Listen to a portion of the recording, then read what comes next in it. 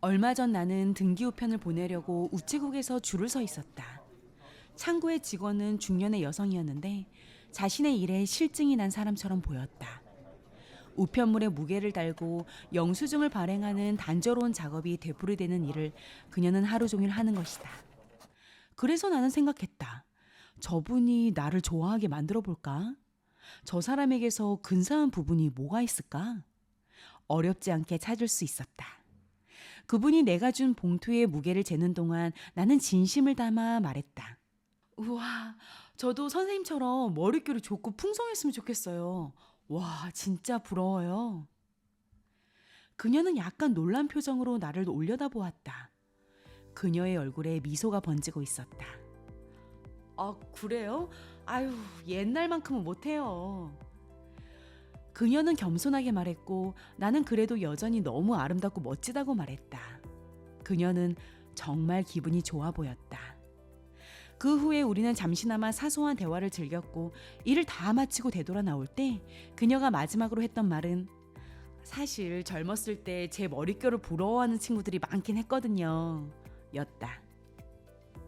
아마도 그녀는 구름을 걷는 기분으로 그날 점심을 먹으러 나갔을지 모른다.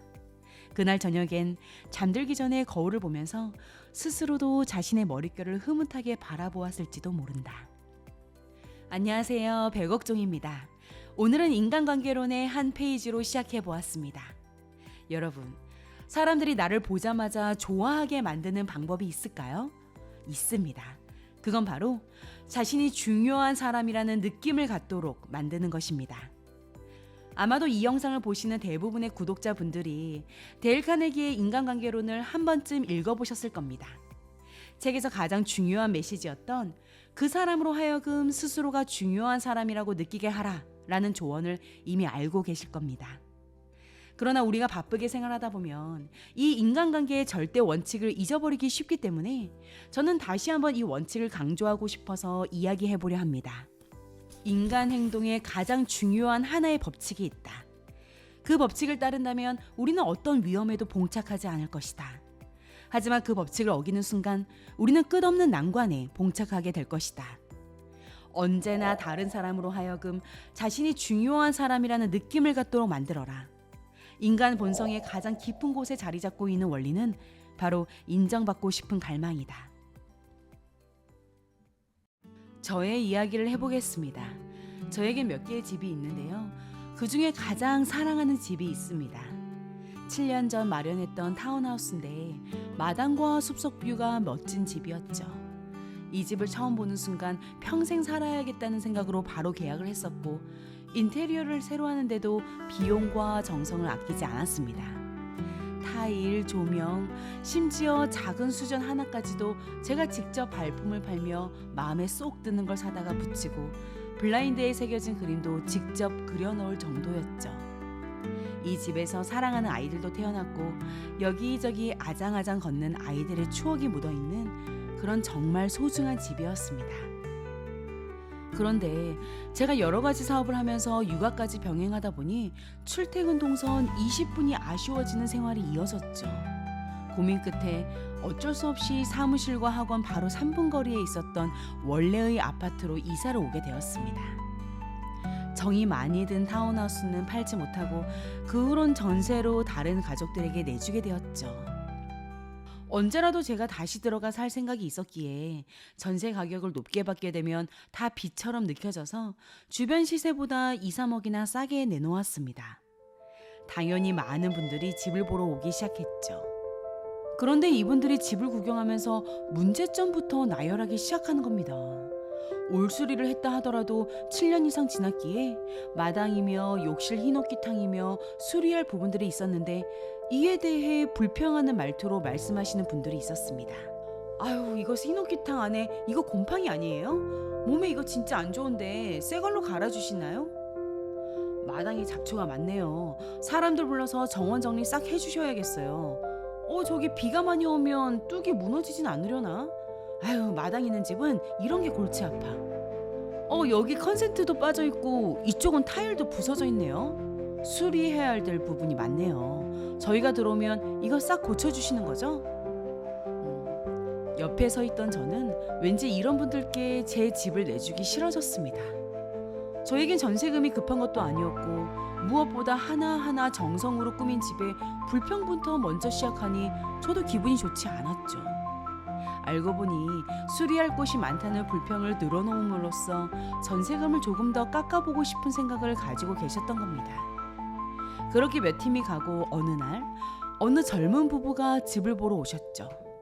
이미 단지 내 아파트에 살고 계신 분들이었는데 어린아이들이 있어서 마당이 있는 집에 몇 년간 살아보고 싶어 구경을 오신 겁니다. 이 부부는 집에 들어오자마자 우와 하고 감탄을 하셨어요. 어머, 집이 너무 예뻐요. 이 헥사곤 무늬의 원목 바닥은 외국에서 가져오신 거 맞죠?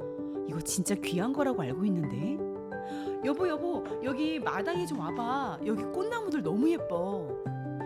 와, 정말 집에 하나하나 정성을 들이신 게 느껴지네요. 라고 하시는 겁니다.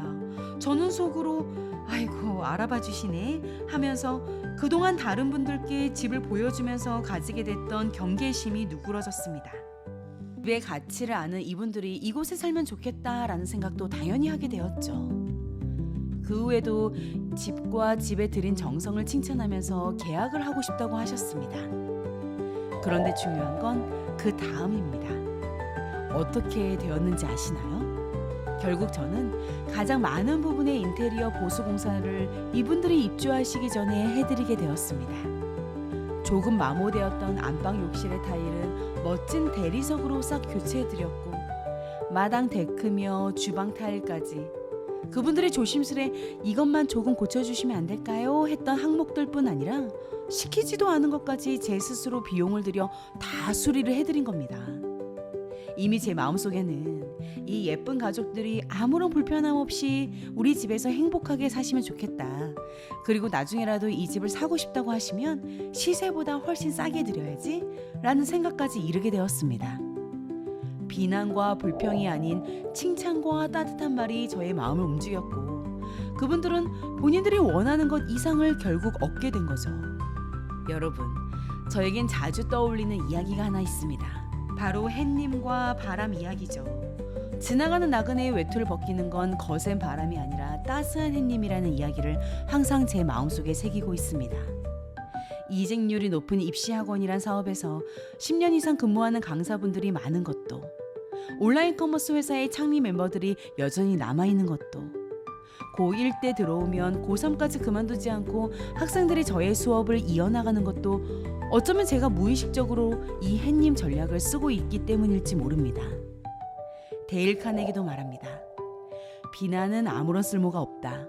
남을 꾸짖는 게 얼마나 어리석은지 나는 깨달았다. 비난은 위험하다. 사람들이 소중히 여기는 자부심에 상처를 입히고 자존감을 훼손하며 적개심을 불러일으키기 때문이다. 여러분, 그토록 기다렸던 따스한 봄이 오고 있습니다. 이번 주말엔 가장 좋아하는 카페에 가셔서 워렌 버핏의 인생도 바꾸었다는 인간관계의 바이블 인간관계론을 다시 한번 읽어보시는 건 어떨까요?